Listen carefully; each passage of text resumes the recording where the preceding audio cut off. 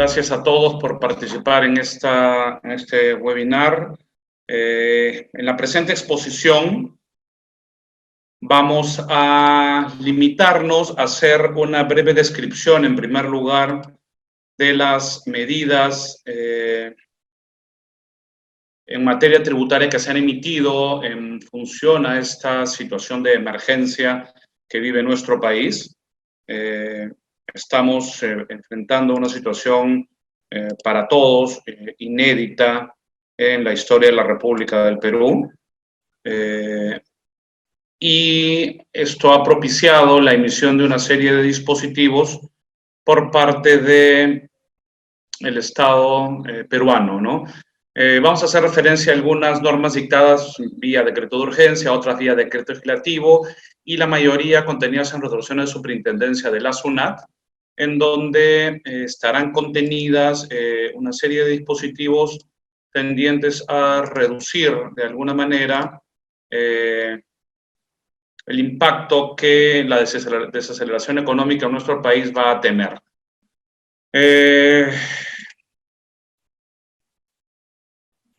Entiendo que están viendo, estoy compartiendo con ustedes unas diapositivas. Vamos a empezar con la emisión del decreto de urgencia 026, que tiene mucha relación con el decreto de urgencia 029 de 2020. En ambos casos se declara la suspensión por 30 días, contados a partir de la emisión de cada uno de estos decretos de urgencia, el primero desde el 15 de marzo y el otro desde el 20 de marzo, de todos los procedimientos administrativos. Técnicamente, la norma hace referencia a la suspensión del cómputo de los plazos de tramitación de procedimientos administrativos sujetos a silencio positivo y negativo que estén en trámite. Y eso involucra claramente... ¿Aló? Profesor, soy Priscila. ¿Puede compartir su PPT? Ok, no está siendo compartido. Que tengo un montón. Ah, ok. Gracias.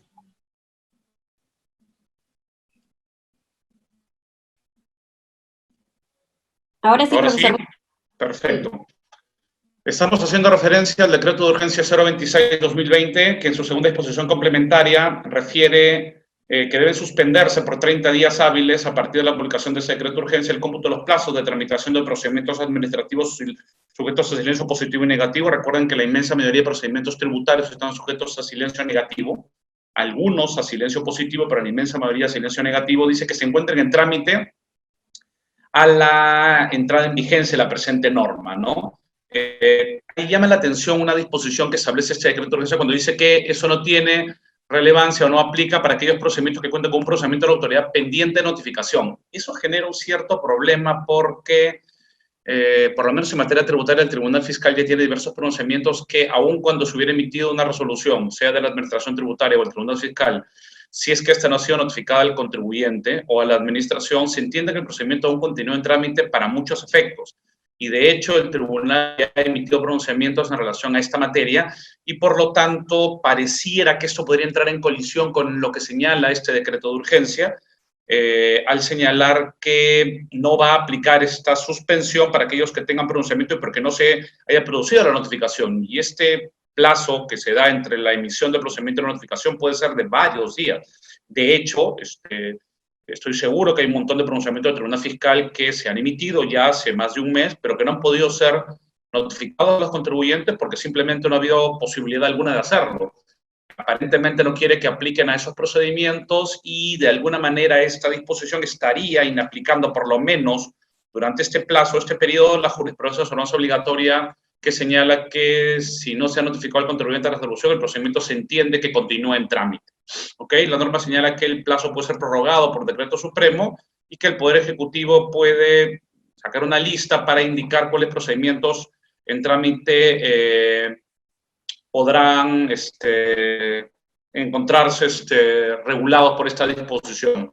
El 029 suspende también en la misma línea el cómputo de los plazos de inicio y tramitación de procedimientos, aquí es más específico para hablar no solo de los que se encuentran en trámite, sino el inicio del trámite, si es que aún no se ha producido, ¿ok? Para aquellos procedimientos que no son comprendidos en el alcance de la anterior disposición, lo que pareciera hacer exclusión en uno y otro procedimiento. En uno, el cómputo de los plazos de inicio y tramitación serán aplicables el decreto de urgencia 029-2020, y para todos los demás, para los que están comprendidos en el decreto de urgencia 026, ese decreto de urgencia aplicará la suspensión de los plazos. Más adelante, cuando veamos cuáles son las limitaciones de estos dispositivos, nos daremos cuenta cuáles son los vacíos que hay en la suspensión de estos plazos. Hay un montón de dispositivos que no van a estar considerados en estos dos decretos de urgencia, un montón de procedimientos y trámites que no van a ser alcanzados por estos dispositivos, ¿no? En relación a los diversos beneficios que otorgan las leyes en materia tributaria, se han emitido también un decreto de urgencia, el 031-2020, que faculta a la Administración Tributaria a iniciar devoluciones automáticas de impuestos pagados o retenidos en exceso a contribuyentes del impuesto a la renta del 2019 antes de la fecha prevista en el artículo 7 de la Ley 30734. Ustedes pueden ver en la parte inferior de esta diapositiva que la devolución de oficio a que se refería esa norma tenía un plazo de devolución, un plazo que tenía que ser cumplido con la Administración Tributaria. Este decreto de urgencia acorta esos plazos en la presunción de que se pretende otorgar liquidez a los contribuyentes, ¿no? Con eso simplemente se está acelerando los procesos de devolución automática de impuestos pagados o retenidos en exceso, ¿no? Del impuesto a la renta del ejercicio 2009, haciendo una excepción a los plazos que establece el artículo 5.7 de la Ley 30734, que hace mención, ¿no? Acá tenemos una excepción a ese dispositivo.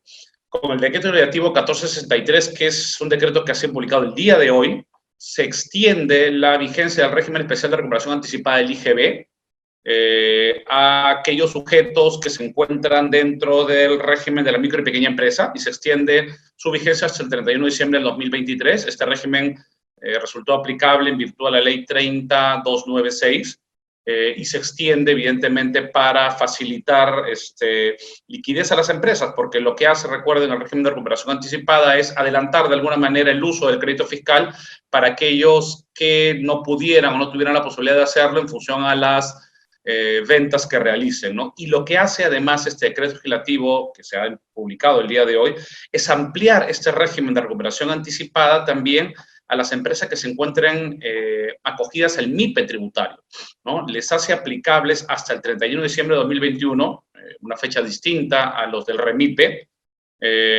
y señala que aquellos contribuyentes cuyos ingresos netos sean mayores a 300 UITs y hasta 2.300 y se encuentren acogidos al MIPE o al régimen general del impuesto a la renta, les será aplicable este beneficio de recuperación anticipada, ¿no? Y también señala que tratando de sujetos incorporados al régimen previsto en el párrafo anterior, estos del MIPE tributario, es de aplicación también a las importaciones de adquisiciones locales de bienes capital efectuadas del 1 de enero hasta el 31 de diciembre de 2021, ¿no?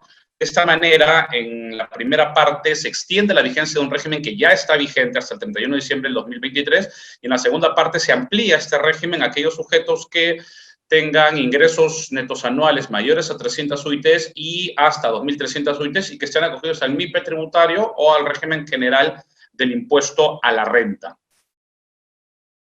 En relación a las normas emitidas por la Administración Tributaria, estamos hablando la SUNAT básicamente, existen una multiplicidad de dispositivos que honestamente, una crítica constructiva a la Administración Tributaria, han resultado bastante confusos porque uno tras otro aparentemente ha tratado de corregir de alguna manera, tratar de prever las extensiones que se han producido en virtud a la situación de emergencia presentada. Primero teníamos una emergencia declarada hasta fines de marzo, después hasta mediados de abril y ahora la tenemos hasta fines de abril. Y muchas de estas normas lo que van reflejando de alguna manera es la extensión de esta medida de emergencia y por lo tanto tratar de cubrir las imposibilidades o las situaciones a las que se pueden ver enfrentadas los contribuyentes producto de esta inmovilización nacional. Entonces, nos vamos a dar cuenta que, y estas hay que leerlas con mucho cuidado, cuando le presten atención, léanlas con mucho cuidado, hay una resolución de superintendencia que derogan, regulan y modifican las anteriores que se hubieran emitido. Acá he tratado de sintetizarlas de alguna manera citando las dos resoluciones de intendencia que resultan aplicables para un tema en particular, pero es importante que tengan en cuenta que lo que se muestra en el PPT es el último dispositivo. Es decir, si por ejemplo en esta diapositiva ven la resolución de superintendencia 054-2020 SUNAT y la 061, lo que estoy tratando de decir es que lo que regula la 061 es lo que se muestra en el PPT, pero el 054 regulaba una situación idéntica, pero con plazos distintos, ¿no? O algunas condiciones distintas, ¿no? Por ejemplo, para hacer referencia a lo que menciona esta diapositiva, esta resolución de superintendencia lo que hacía era, que fue la primera medida emitida por la Administración Tributaria, extender el plazo de presentación y pago, obviamente, de la regularización del impuesto a la renta del 2019. Y lo que decía la norma original, la resolución de superintendencia 054, era de que este plazo se prorrogaba para aquellas empresas que hubieran obtenido, o personas naturales, que hubieran obtenido ingresos netos hasta 2.300 UITs, la UIT vigente al año 2019. Y prorrogaba el plazo hasta fechas que iban del 24 de junio al 3 de julio. La resolución de superintendencia 061 básicamente recoge lo mismo, pero extiende este beneficio para poder dilatar el plazo de presentación y pago de la declaración jurada del impuesto a la renta hasta las 5.000 UITs. No modifica los plazos, no modifica las fechas de presentación según el último dígito del número RUC, pero sí extiende a más personas esta ventaja que es dilatar la presentación y pago de la declaración jurada del impuesto a la renta del 2019 a aquellos que hubieran alcanzado o que no hubieran superado las 5.000 UITs al año 2019 de ingresos netos, ¿no? Eso en relación a la declaración jurada anual del impuesto a la renta del año 2019. En esta resolución de superintendencia, la Administración Tributaria está regulando las obligaciones mensuales, la obligación de presentar declaraciones juradas mensuales, y establece en estas dos resoluciones, la segunda es el texto que aparece ahí. Para el primer supuesto, empresas que hubieran obtenido ingresos netos de tercera categoría hasta 2.300 UITs, considerando la UIT del 2019, una prórroga a la presentación de las obligaciones mensuales del mes de febrero. Primero empieza con esto, ¿ok? Esta fue la primera norma, el 055 salió y dispuso febrero, asumiendo que esto acabaría probablemente a fines de marzo, y después vamos a ver cómo esto se ha venido extendiendo a los meses de marzo y abril del presente año. Entonces, esta resolución de superintendencia 055, modificada por la 065, establece que para las obligaciones tributarias mensuales de febrero de 2020, todas, con excepción a las que se refiere más adelante, y vamos a ver a cuáles, básicamente el PLAME, las vinculadas al PDT de remuneraciones, lo que señala es que el plazo de presentación se extiende del 4 al 11 de junio según el último dígito del número de RUC, ¿ok? El punto clave acá es que esto solo aplica a aquellas empresas que no superan como ingresos netos las 2.300 UITs, ¿ok? Con esta disposición, la resolución de superintendencia 065, ya un poco adentrado ya en finalizar el mes de marzo y teniendo ya portas la prórroga de la emergencia hasta mediados de abril, se extiende la posibilidad de presentar las declaraciones juradas de marzo y abril de las mensuales de IGB Renta, también en fechas postergadas, ¿no? Y acá una particularidad, en esta resolución de superintendencia la SUNAT permite presentar estas declaraciones juradas a las empresas que no superen las 5.000 UITs. Es decir, aparentemente hay un trato diferenciado para las obligaciones del mes de febrero, que solo alcanzaría a aquellas empresas que no hubieran superado los 2.300 UITs, pero para las obligaciones de marzo y abril lo extiende a aquellas que no hubieran superado 5.000 UITs. Y para las de marzo señala que la fecha de presentación variarán del 3 al 11 de junio, hay un error que después voy a corregir, y las de abril del 12 al 22 de junio, tomando en cuenta el último dígito del número de RUC, ¿no? Y esta resolución de superintendencia señala que esto incluye la declaración y pago de las cuotas del ITAM a los que está obligado, ¿no? Y también dice que, con excepción a las que se refiere el párrafo siguiente, en ambos casos, tanto para la de febrero, acá también se hace referencia a la excepción a las que se refiere el siguiente párrafo, como las de marzo y abril, ambas resoluciones de superintendencia se refieren básicamente a las obligaciones vinculadas al PDT de remuneraciones, a la planilla electrónica, el PLAME, ¿no? Y para las obligaciones de febrero, una vez más, limita el beneficio a aquellas empresas que no superan las 2.300 UITs y señala que la presentación del PLAME se producirá del 5 al 12 de mayo según último dígito del número de RUC, pero para las obligaciones de marzo y abril, acá extiende una vez más el beneficio a aquellas empresas cuyos ingresos netos no superen las 5.000 UITs, ¿ok? Y permite que las presentaciones de estas declaraciones juradas, PLAME y las vinculadas a las declaraciones juradas de empleador y el T-registro, que son las vinculadas a esta resolución de superintendencia, se presenten las de marzo, del 15 al 25 de mayo, y las de abril, según el cronograma ordinario. No pretende extender a abril. ¿Cuál puede ser la razón de la Administración Tributaria para dar un tratamiento diferenciado a todas las declaraciones juradas de aquellas vinculadas a las remuneraciones y a las declaraciones de trabajadores? Probablemente todos los beneficios que está otorgando en materia laboral a algunas empresas y que requieren información actualizada o no tan dilatada para poder determinar a quienes corresponde o no el pago de estas obligaciones, ¿no? Entonces, acá tenemos un tratamiento doble diferenciado. Primero, por un lado, tenemos que para las obligaciones vinculadas a las remuneraciones, el T-Registro, las declaraciones de empleadores y el PDT-Plame, existen plazos específicos para febrero y para marzo y abril. Las de febrero, beneficio para empresas cuyos ingresos no superen las 2.300 UITs, y para las de marzo y abril, aquellas que no superen 5.000 UITs, ¿no? Y para las demás declaraciones juradas, igual. Existen dos disposiciones. El primero es para las declaraciones juradas de febrero, para aquellas empresas que no superen 2.300 UITs, y para las de marzo y abril, aquellas que no superen 5.000 UITs, ¿no? Y que tienen plazos también diferenciados. Entonces, acá tenemos un tratamiento distinto y que es importante tener en cuenta al momento de decidir, el momento de presentar la declaración juradas mensuales respectivas, ¿no? En relación a los libros y registros y declaraciones informativas, esto que acabamos de ver tiene vinculación directa con declaraciones juradas determinativas. Existen una serie de dispositivos también vinculados a la presentación de libros, registros, declaraciones informativas que no necesariamente involucran determinación de obligaciones tributarias y algunos documentos electrónicos.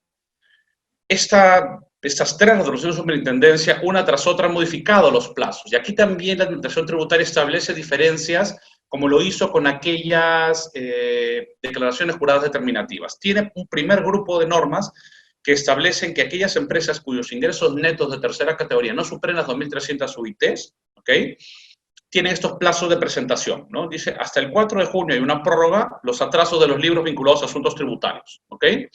Acá no está incluyendo el registro de compras y ventas electrónico porque hay una norma especial para los registros de compra y ventas electrónicos. Esta disposición es aplicable para todos los demás libros, llevarlos con atraso, que no sean el registro de compras y ventas electrónico, y señala que se pueden llevar hasta el 4 de junio del 2020 el plazo máximo de atrasos, ¿no?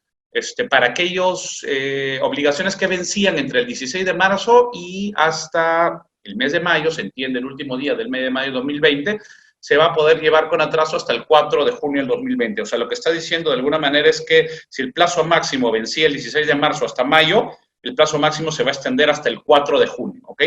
Y esto es aplicable para aquellas empresas cuyos ingresos no superan 2.300 UITs.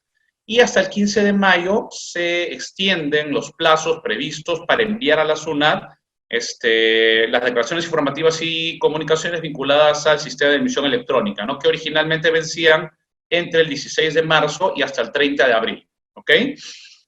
¿Qué es lo que hace? Y prorroga hasta el 29 de mayo también el plazo para declaración anual de operaciones con terceros, ¿no?, esos mismos sujetos, es decir, que no superen las 2.300 UITs, ¿no? Prorroga este plazo hasta fines de este mes esta obligación, ¿no?, para aquellos cuyo plazo originalmente vencía entre el 16 de marzo y el 30 de abril del 2020.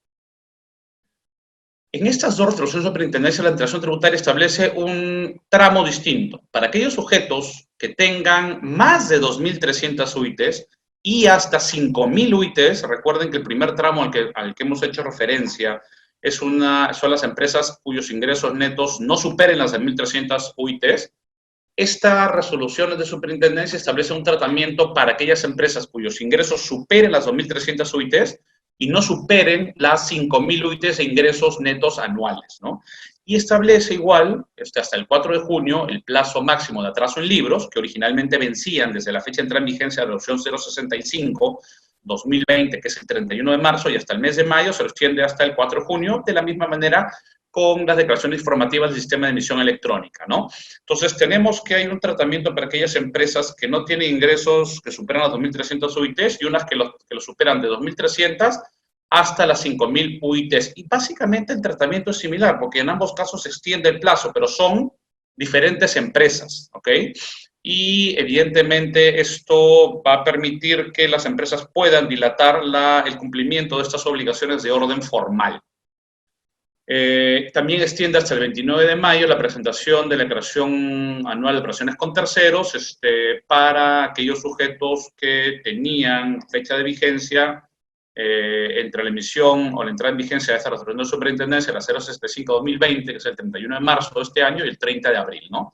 Entonces, hay dos dispositivos que, digamos, de alguna manera recogen las mismas disposiciones, pero con tramos distintos, ¿no? Entonces, hay que tener en cuenta cuáles son las disposiciones que se abarcan o que resultan incluidas en cada uno de estos dispositivos para tener claro cuándo tenemos que cumplir con estas obligaciones, ¿no? Y en ambas resoluciones se aplica o se señala que resulta aplicable las normas vinculadas a las declaraciones de emergencia que suele realizar el Estado peruano, cuando le permite a la Administración Tributaria prorrogar los plazos de presentaciones. De alguna manera, lo que está diciendo esta resolución de superintendencia es que se va a equiparar las situaciones de emergencia nacional a esta pandemia y, por lo tanto, se está facultando a la Administración Tributaria a postergar los plazos de presentación y cumplimiento de obligaciones sustanciales o formales en función a las declaraciones de emergencia. Se está haciendo una equiparación entre una emergencia nacional tradicionalmente entendida como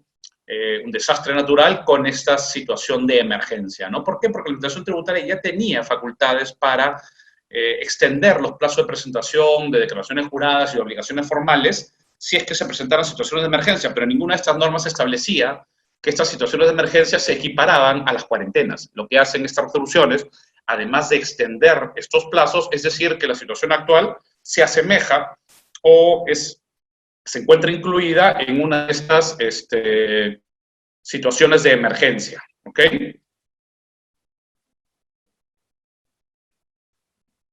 ¿Qué tenemos como disposiciones adicionales que ha emitido el gobierno además de esta extensión? Tenemos disposiciones vinculadas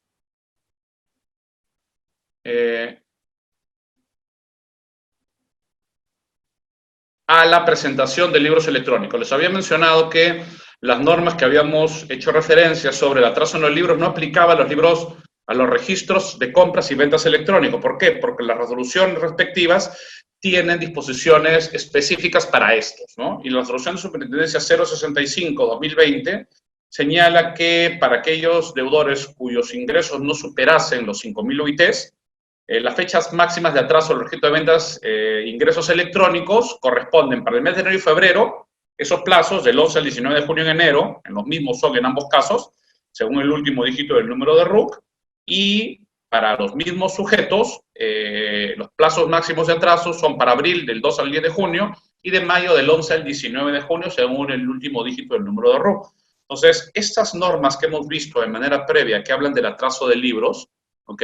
Y cuál es la fecha máxima de atraso que van a permitir las normas, que son estos dispositivos para aquellos que estén entre 2.300 y 5.000 UITs, y estos dispositivos para aquellos que tengan hasta 2.300 UITs de ingresos no son aplicables para los registros de compras y ventas electrónicos que tienen sus propias disposiciones. Evidentemente, esto resultará aplicable solo a aquellos que lleven registro de compras y ventas electrónicos.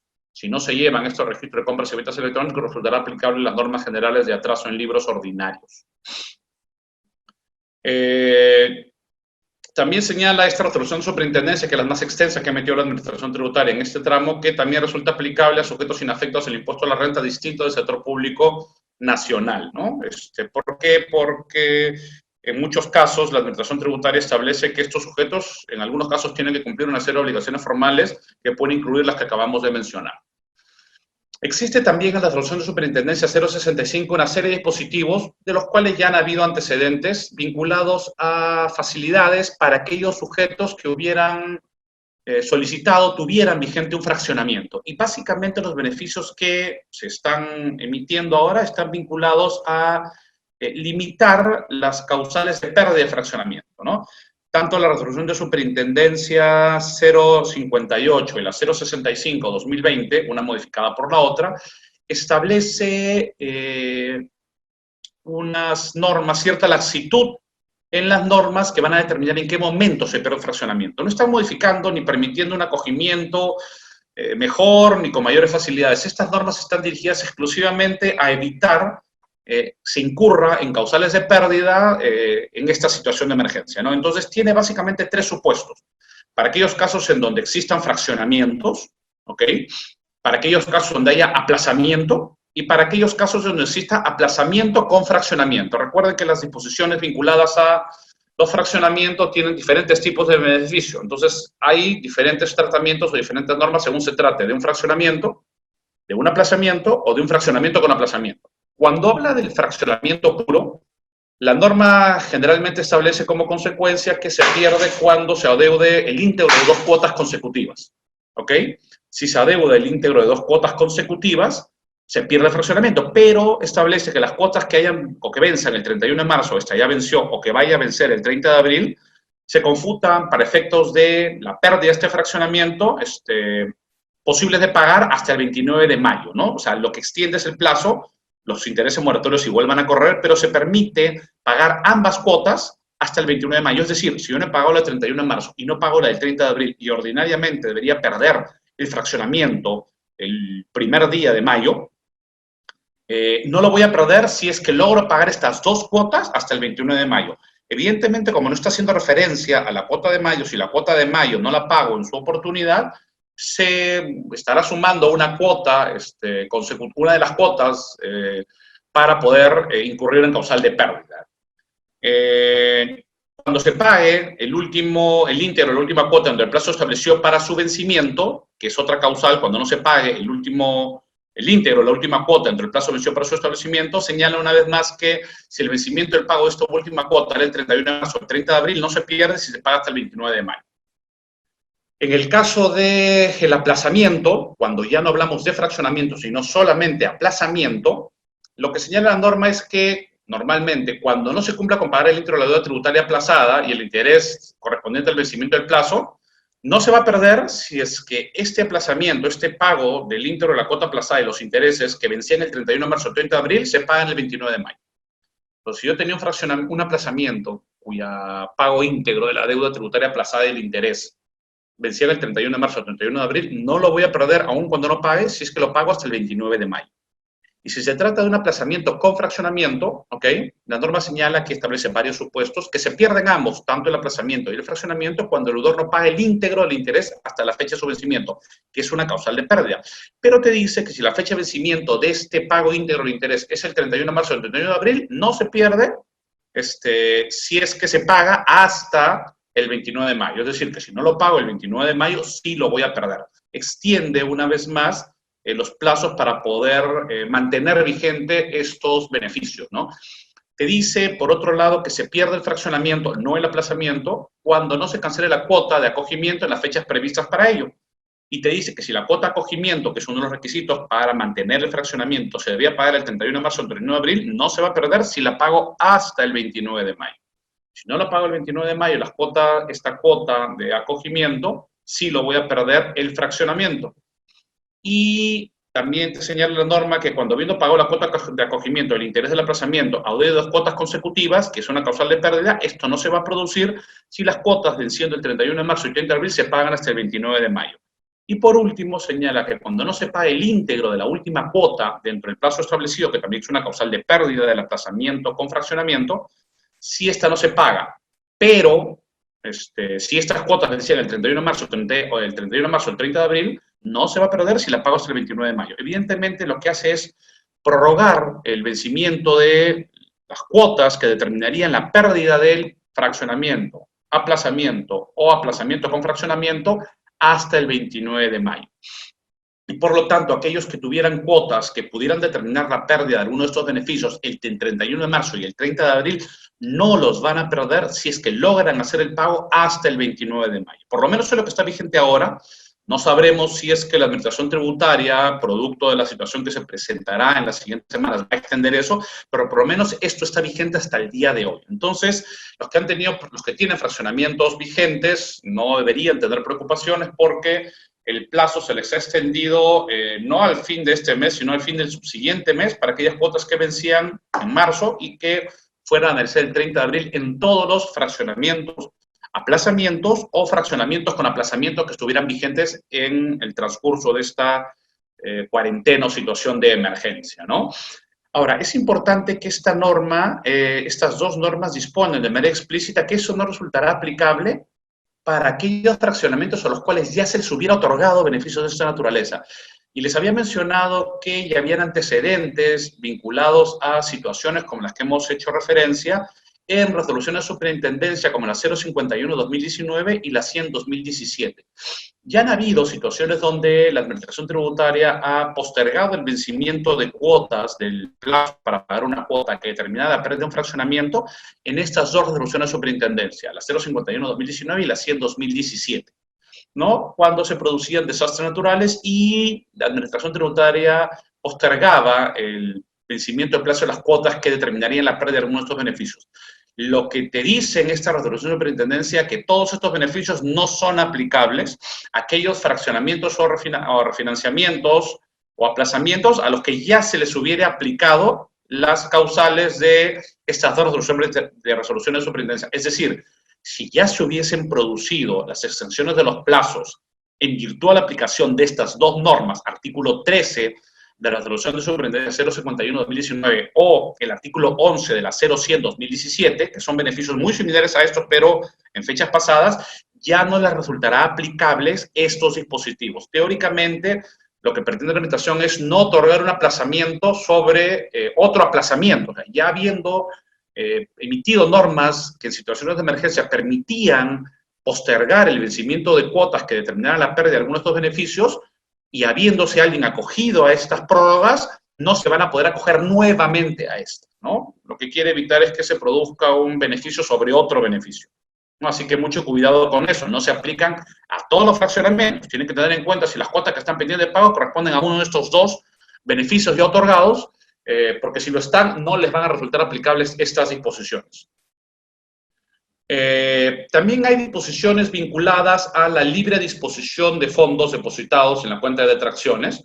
La resolución de superintendencia 058-2020, emitida el 18 de marzo, y la 067-2020, el 31 de marzo, lo que hace es relajar un poco los plazos que tienen los sujetos para presentar una solicitud de libre disposición de montos. Y lo que disponen estas normas es cierta laxitud, ¿no? Y señalan que la primera que salió, que la solicitud por única vez se podía presentar entre el 23 de marzo y 7 de abril para todo lo que se hubiera acumulado hasta el 15 de marzo. Es una situación excepcional que permitía, rompiendo un poco los plazos ordinarios que se establecen para solicitar la devolución de los montos depositados por esta situación de emergencia. Y esto se extendió posteriormente, 2 semanas después, para permitir que se presenten entre el 8 y el 14 de abril y el 8 y el 16 de abril, ya vencieron estos plazos, solicitudes también para aquellos que se presentaban dentro de los 3 primeros días hábiles del mes de abril y dentro de los 5 hábiles días hábiles del mes de abril, a qué se refieren las resoluciones vinculadas a la devolución o a la libre disposición de montos depositados, ¿no? Y se extienden estos plazos para que los contribuyentes puedan solicitar estas devoluciones, ¿no? Obviamente, una vez más, está clara la intención de la Administración Tributaria, es otorgar cierta liquidez a los contribuyentes, ¿no? En esta resolución de superintendencia, la 060-2020, se amplía el plazo para la emisión de documentos autorizados sin utilizar el sistema de emisión electrónica, que ya estaba por vencerse, y se extiende la posibilidad de emitir estos documentos a los sujetos a los que se hace referencia en estos dispositivos hasta el 31 de mayo del 2020, ¿no? Y finalmente, en cuanto a lo que ha hecho la Administración Tributaria con resolución de superintendencia, una norma más llamativa, aunque creo que no vinculada a la emergencia nacional, pero también es importante, es la reducción de la tasa de interés moratorio. La TIM, tanto en moneda nacional como en moneda extranjera, se han reducido. La moneda nacional, la tasa de interés moratorio ahora es de 1% mensual, y la moneda extranjera, la tasa de interés moratorio se rebaja a 0,50, vigente a partir del 1 de abril. ¿Ok? También se reducen las tasas de interés de devolución de moneda nacional y moneda extranjera para algunos supuestos.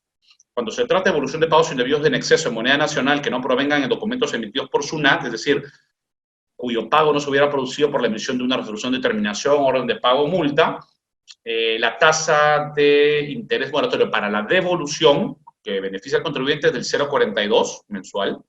Para el caso de las retenciones y percepciones de IGB no aplicadas, sigue siendo la TIM, eso no se ha modificado. Y para devolución de pagos indebidos y en exceso de moneda extranjera, para aquellos que presentan esta declaración de moneda extranjera, básicamente los que tienen convenio de estabilidad tributaria, la tasa de interés es del 0,25% mensual para la devolución de pagos indebidos en exceso en moneda extranjera.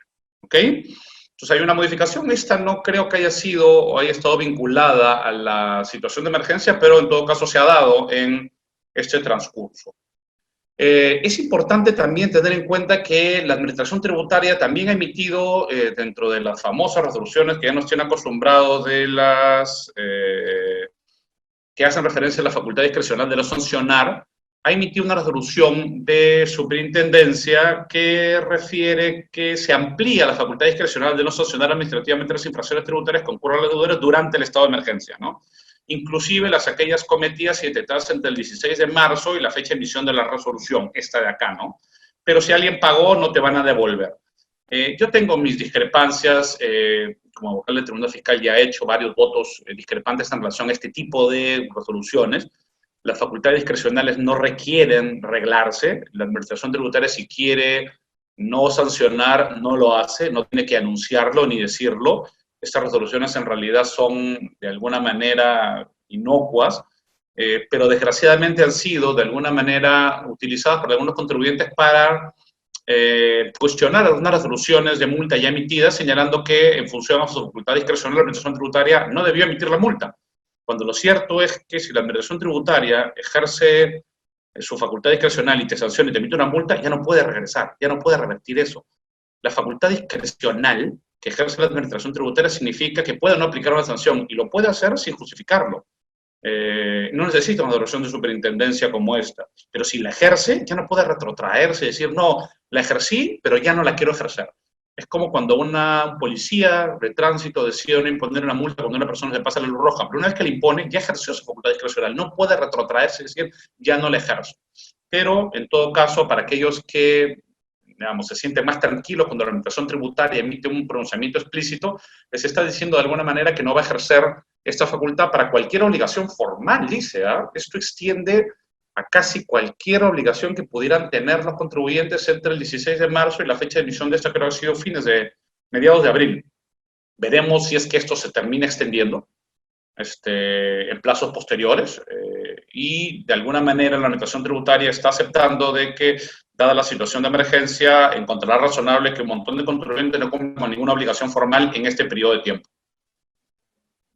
Resulta importante, acabo de ver un poco lo que se ha presentado, algunas limitaciones y temas que creo que son fundamentales y son temas pendientes que deberían ser materia de regulación en los próximos días, semanas o meses, porque van a generar una serie de situaciones controversiales que no tienen solución a nivel jurisprudencial y que requieren, a mi entender, modificaciones legislativas, ¿no? Y acá menciono 6 en particular. La primera limitación, y de las que no se ha hecho referencia y que no están contenidas en esta suspensión de los plazos de los procedimientos administrativos de los decretos de urgencia 026 y 029, son la suspensión de los plazos de prescripción, tanto de los que corren en contra de la administración como los que corren en contra del contribuyente.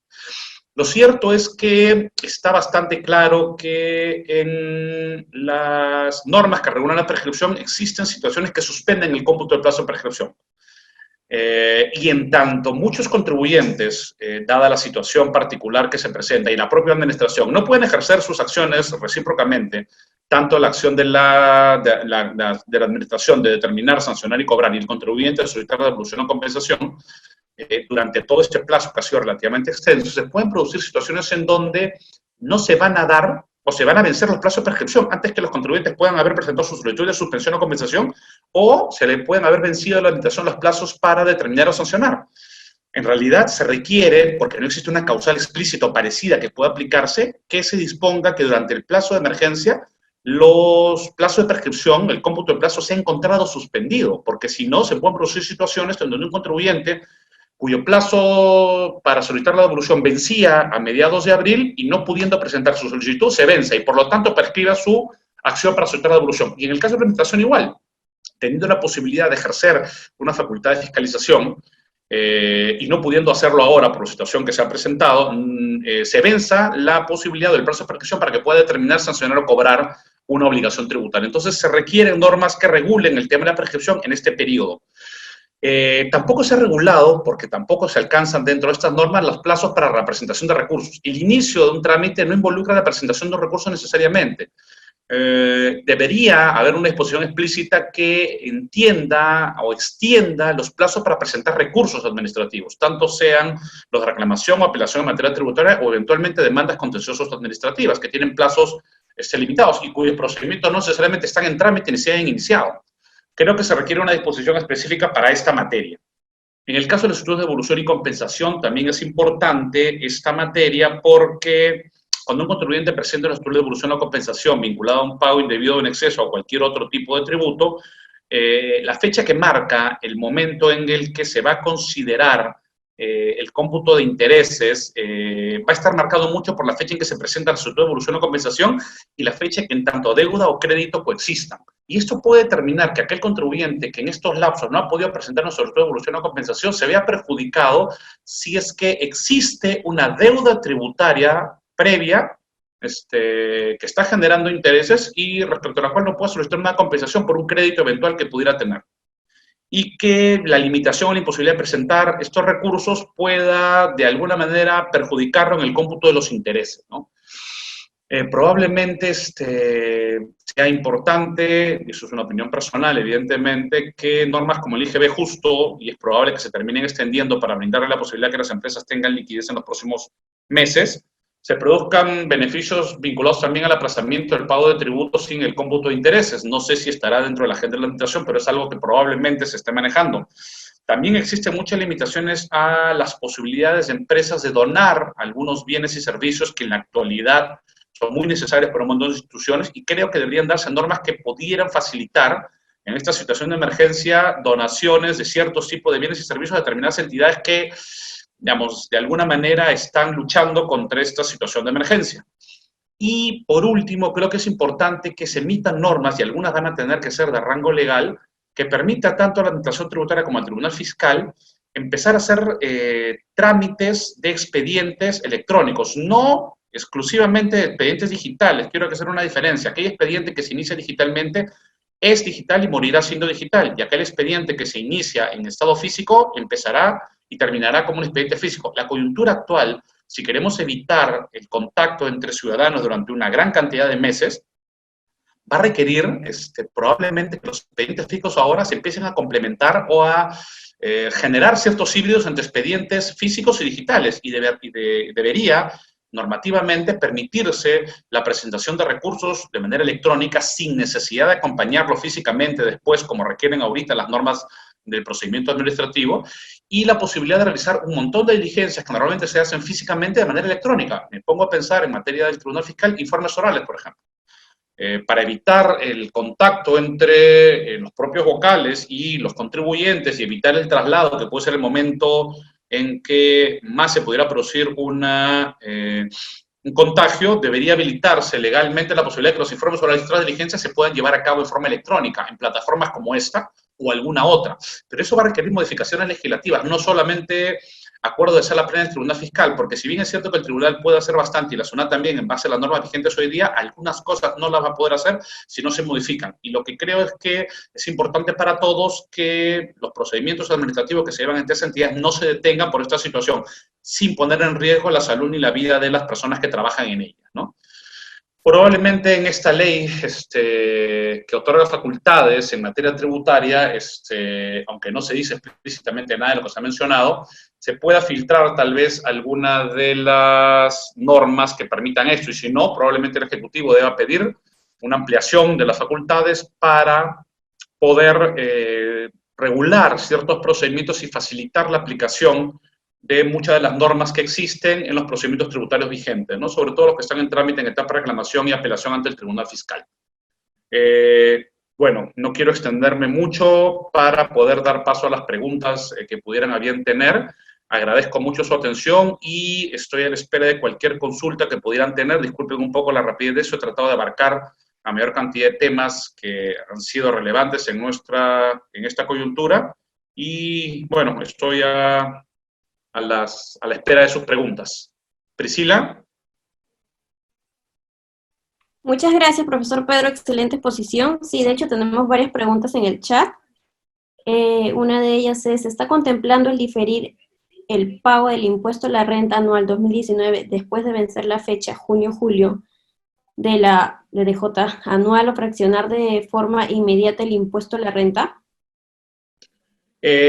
Honestamente no creo que se vaya a prorrogar aún más esta presentación que se presenta en junio, porque la prórroga ha sido de 4 meses casi. Lo veo difícil, no imposible. Una vez más, resalto la idea de que estamos en una coyuntura absolutamente inédita en los anales de la historia de la República del Perú, así que es difícil tratar de aventurarse a digamos, pensar en qué pueda pasar a futuro, pero yo me atrevería a apostar de que no se va a prorrogar el plazo de la presentación, pero sí es probable que se facilite su fraccionamiento inmediato, ¿no? Y hay normas que van en ese sentido, que están vigentes ahora y que permiten los fraccionamientos casi inmediatos, pero probablemente los fraccionamientos de esas obligaciones sustanciales no sean extendidos a toda la cantidad o la totalidad de los contribuyentes. Una vez más, creo que la administración tributaria va a permitir eso probablemente en pequeños y medianos contribuyentes, pero creo que no lo va a permitir en la totalidad. ¿Por qué? Porque así como los contribuyentes están teniendo problemas para poder cumplir con sus obligaciones, el Estado tiene obligaciones que cumplir y requiere recursos. Así que yo no apostaría a una extensión del plazo, aunque sí a una posibilidad de fraccionar, pero no extendido a la totalidad de contribuyentes, sino probablemente limitado a los mismos rangos de ingresos que hemos visto. Probablemente a aquellos contribuyentes cuyos ingresos no superen los 5.000 les alcance la posibilidad de fraccionarlo en forma inmediata, pero dudo mucho que se permita eso a las grandes empresas. ¿Alguna otra pregunta? Sí, aquí nos ponen, la RTF 088679-2019 permite la aplicación de saldo a favor de renta anual a otros impuestos como renta de quinta categoría. Sin embargo, el procedimiento es solo por mesa de partes. Agradeceré su confirmación con respecto a este único procedimiento. Sí, justo en relación a las normas que pudieran tener que darse en materia tributaria, efectivamente, acá estamos frente a un vacío normativo. La resolución superintendencia, la resolución del Tribunal Fiscal a la que hace mención esa consulta es una observancia obligatoria que permite efectivamente que se compense un saldo a favor del impuesto a renta con cualquier otro tributo, pero la única manera de poder hacerlo es a través de una solicitud física, es decir, dado los procedimientos de compensación y el formulario virtual que tiene la Administración Tributaria para poder realizar esta, digamos, solicitud en línea, no están pensados para este tipo de situaciones contenidos en la resolución del Tribunal Fiscal, creo que va a ser necesario, ante la imposibilidad de presentar una solicitud físicamente, que los contribuyentes, que el Estado emita una disposición, probablemente de alcance retroactivo, que le permita a los contribuyentes que están visto inmersos en esta coyuntura de no poder presentar estos escritos, que lo pueden hacer con un lapso, probablemente cuando acabe la coyuntura, de 1 semana, 2 semanas, y poder hacer efectivo esta solicitud con efecto retroactivo, ¿no? La otra posibilidad, yo he escuchado a algunas personas comentar que habría que presentar un escrito ante la Administración Tributaria por cualquier medio. Preséntalo a través de Clavesol, mándalo por correo electrónico y trata de hacer manifiesta tu voluntad a la Administración Tributaria por un mecanismo electrónico, aun cuando no sea oficial, para decirle que quieres compensar y ya la Administración Tributaria tendrá que tomarlo en cuenta.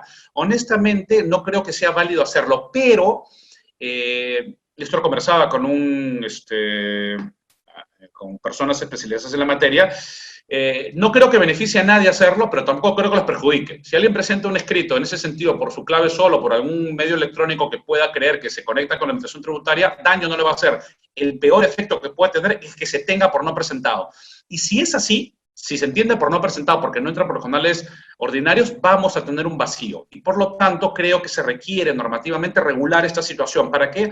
Para no perjudicar a aquellos contribuyentes que quieren solicitar la compensación legítima de estos saldos del impuesto a la renta con alguna obligación que tuvieran pendiente, ¿no? Si no, esta norma o esta resolución de la resolución de observancia obligatoria del Tribunal Fiscal va a devenir inaplicable en por lo menos 3 o 4 meses, y eso podría perjudicar a contribuyentes. Es algo de lo que creo que se necesita una modificación legislativa. ¿Alguna otra? Sí, a fin de suspender los plazos de prescripción, ¿se necesitaría una norma de precisión y así evitar la retroactividad? Sí, vamos, las normas de precisión que suele emitir el Poder Legislativo suelen ser muy controversiales, evidentemente porque siempre se plantea la discusión de si la precisión que se realiza es interpretativa o realmente es una norma modificatoria y se pretende una aplicación retroactiva. es bastante debatible, siempre surge una discusión en torno a eso. Yo creo que lo que vamos a tener enfrente es efectivamente una norma modificatoria. No hay una disposición en el Código Tributario que establezca que los plazos de suspensión se producen también, o se produce la suspensión del cómputo de plazo de prescripción en situaciones como las presentadas. Pero creo que más de uno va a aceptar, probablemente, tal vez a regañadientes, que una precisión puede ser una norma interpretativa. Aunque, como les digo, van a surgir muchos que van a debatir eso. Yo les aseguro que no van a ser del lado de los contribuyentes cuando los plazos de prescripción los perjudican a ellos, y no van a surgir del lado de la administración si los plazos de prescripción la perjudican a ella. Pero lo cierto es que una norma de ese tipo que se requiere sí va a ser controversial, y un precísese sí de alguna manera va a implicar una aplicación retroactiva, y en todo caso será la jurisprudencia del Tribunal Fiscal del Poder Judicial el que tendrá que dirimir si es que en una situación como esta un precísese puede ser entendido como una norma interpretativa o una modificatoria. Si se entiende como una norma modificatoria, vamos a tener un gran vacío y algunos contribuyentes resultarán perjudicados en este periodo de tiempo, y la administración tributaria eventualmente también, porque en este plazo también se pueden vencer los plazos de prescripción de la administración para determinar sancionar y cobrar. O sea, no solo se pueden perjudicar los contribuyentes, sino la propia administración. ¿Alguna otra pregunta? Sí, aquí tenemos otra. Con respecto a la discrecionalidad para compañías mayores a 5.000 UITs, si tienen infracciones de cualquier tipo durante el estado de emergencia, ¿no serán aplicadas? En realidad la norma, o sea, más allá de que las normas que hemos mencionado, que prorrogan los plazos para presentación de declaraciones juradas determinativas y la presentación de declaraciones informativas o eventualmente el llevado con atraso de algunos libros o registros en materia tributaria, incluyendo los electrónicos, esté solamente limitado a empresas cuyos ingresos no superen, en algunos casos, 2.300 UITs, y en otros casos que vayan entre 2.300 y 5.000 UITs, esa resolución de superintendencia adjunta, que hemos hecho mención, esta 008-2020 de la SUNAT, no diferencia a quién le resulta aplicable. Dice, se dispone a aplicar la facultad social de no sancionar administrativamente las infracciones tributarias. Es decir, que al no haberse establecido ninguna diferencia, incluiría, por lo menos de la redacción de esa norma, a todas las empresas, inclusive a las grandes, a las que superen las 5.000 UITs. Ojo, esto no va a implicar el que no corran intereses moratorios ante el incumplimiento de una obligación sustancial, porque lo que hace esta norma es, de alguna manera, evitar que la administración te ponga una sanción, pero no que la deuda tributaria generada corra intereses. Mientras no sea modificada esta norma, yo entendería que cualquier obligación formal que generase la imposición de una sanción no va a ser sancionada, pero si eso lleva aparejado una obligación de orden sustancial que no se paga, eso sí va a generar intereses. Y no veo diferencias en el tratamiento según el tamaño de empresa, por lo menos en los términos de esta resolución de superintendencia, ¿no? ¿Alguna otra pregunta? Tenemos otra pregunta. Armando Román dice, con respecto al ITAN, los contribuyentes pueden decidir o no si acogerse al nuevo cronograma que ha dispuesto la RS 065-2020, ¿cierto? Obviamente, todo esto es potestativo, no es que los contribuyentes tengan que hacerlo antes. Lo que hace esto es prorrogar los plazos. Si algún contribuyente desea pagarlo antes, no va a tener limitaciones. Por ejemplo, la declaración jurada de impuesto a la renta te dice que tienes hasta el 24 o sea, los primeros días hasta los últimos días de junio. Eso no significa que no puedas presentar declaración jurada de impuesto a la renta hoy día. Por supuesto, si es que alguien quiere pagarlo antes, no va a tener impedimento. No debería tener impedimento para hacerlo. Espero que los sistemas operativos de administración tributaria lo tengan pendiente, pero creo que la administración tributaria está partiendo del hecho que todo el mundo lo va a postergar, pero si alguien decide no hacerlo, no debería tener ningún impedimento, ya que lo que hacen estas normas es postergar el plazo, es decir, puedes presentarlo hasta tal fecha, no que tengas que presentarlo hasta tal fecha. Así que si alguien quiere pagar y presentar su declaración jurada antes, no debería tener ningún impedimento. ¿Alguna otra pregunta?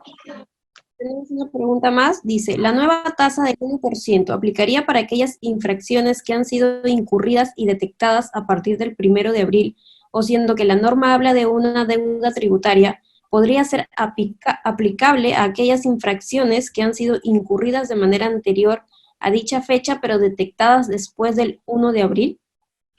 La aplicación de la TIN a partir del 1 de abril aplica para cualquier deuda generada antes o después del 1 de abril. Lo que va a suceder es que si la deuda, ya sea proveniente de una infracción detectada o cometida antes del 1 de abril, genera intereses con la TIN anterior 1,2% mensual, llega el 1 de abril, digamos, llega con un bolsón de deuda, a partir del 1 de abril corre con una tasa distinta, pero vamos, los intereses que han corrido, imaginemos que la infracción se cometió o detectó el año pasado y siguen generándose intereses, la tasa de interés moratorio será de 1,2 hasta el último día de marzo, y a partir del 1 de abril la tasa cambia, o sea, simplemente se cambia la tasa que va a correr, pero vamos, el primer tramo correrá con la tasa de 1,2 y el segundo tramo a partir del 1 de abril con la tasa de 1%.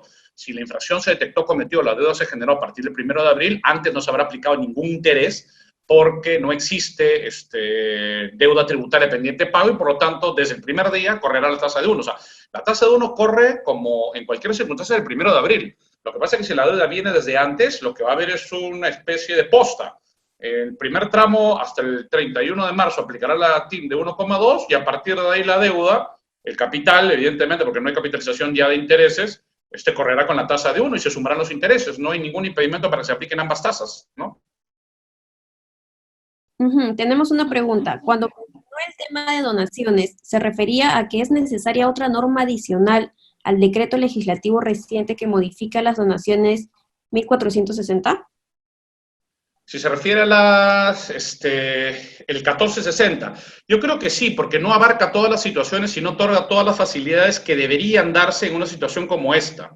En la experiencia jurisprudencial hemos tenido casos donde las limitaciones que se dan a las donaciones creo que no están alcanzadas por este dispositivo y creo que deberían extenderse si lo que se quiere es, digamos, proveer de recursos de manera inmediata a través de el empresariado a, digamos, los sectores que probablemente lo vayan a necesitar, ¿no? O sea, yo no creo que esté mal esa norma, creo que lo que requiere es ampliarse los alcances.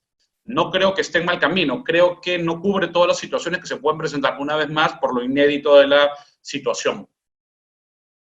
¿Alguna otra pregunta? Y tenemos de parte, si tengo una infracción del periodo febrero 2020, declarado el 17 de marzo por no haber retenido con la RS 008, no aplicaría la sanción, pero sí intereses, es empresa PRICO. ¿Puede repetir la pregunta? ¿Cuándo se cometió la infracción? O sea, esa parte no entendí. Y si tengo una infracción del periodo 02-2020, declarado el 17 de marzo por no haber retenido con la RS 008, no aplicaría la sanción, pero sí intereses, es empresa PRICO. Teóricamente sí, si no encaja y la infracción, entiendo que la pregunta está diciendo que la infracción se cometió el 17 de marzo o el 16, la fecha límite era asumiendo el 16 y se presentó el 17, o sea, se cometió la infracción.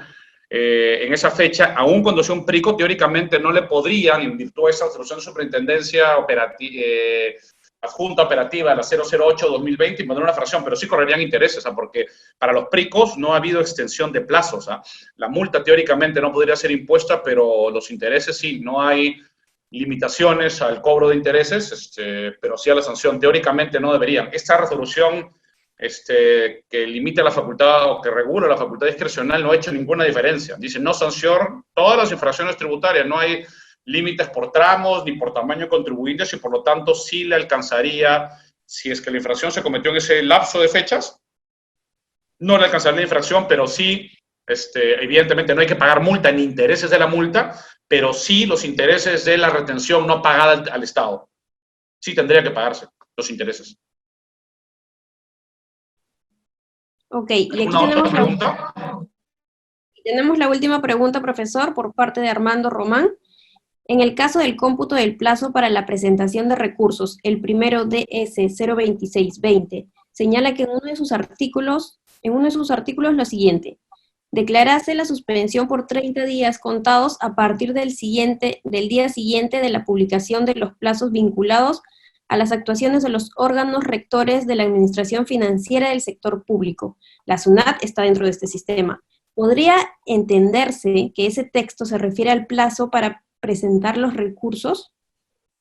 No, esa norma no está diseñada para los procedimientos administrativos tributarios. Está referida a otro tipo de obligaciones de carácter financiero frente al Estado, pero no para ese tipo de recursos. Para los recursos administrativos estaría el decreto de urgencia 026 y el 029 que regulan en gran parte la suspensión de los plazos de los procedimientos. El 029 pretende suspender de alguna manera el inicio de tramitación. Algunos probablemente interpreten que ahí está la presentación de recursos, pero yo no creo que un recurso sea el inicio necesariamente de un procedimiento, ¿ok?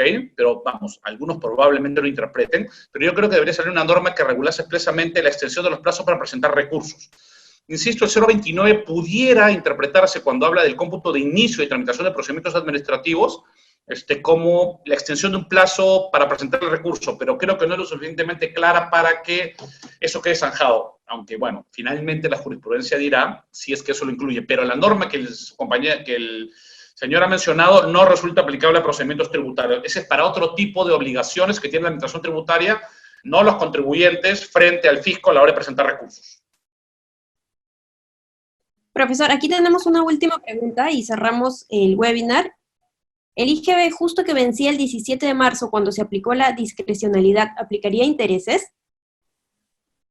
Para aquellas empresas cuyas obligaciones no han sido postergadas, entiendo la pregunta está referida a las grandes empresas, y tenía la obligación de presentar la declaración jurada el 17 y no la presentó el 17, sino el 18 o 19, y por lo tanto entra en esta resolución de superintendencia, sí, teóricamente la infracción, la sanción no sería impuesta, la infracción está cometida, la sanción no se impone, pero intereses sí tendría que pagar.